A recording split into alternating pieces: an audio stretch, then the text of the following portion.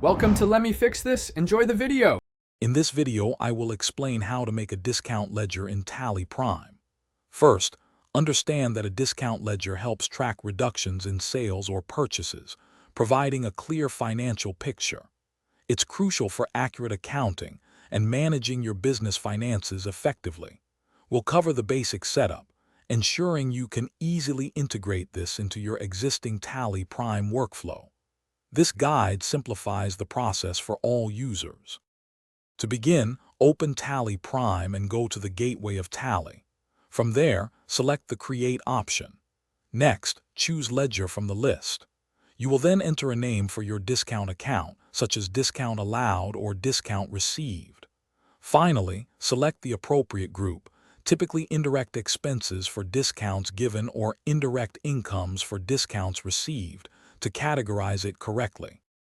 Once your discount ledger is set up, you can apply it directly in your sales or purchase vouchers.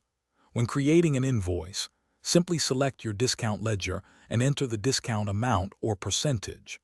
Tally Prime will automatically adjust the transaction value.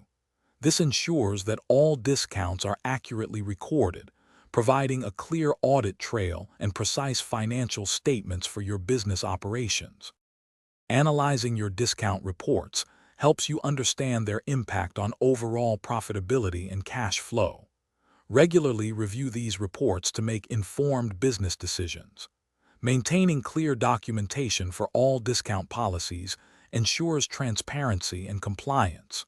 Also, be sure to check the description below for a book that can truly change how you think about money, as well as other great deals. This practice ensures accurate financial management and helps optimize your business strategies effectively. Thanks for watching. If you found this helpful, don't forget to like and subscribe.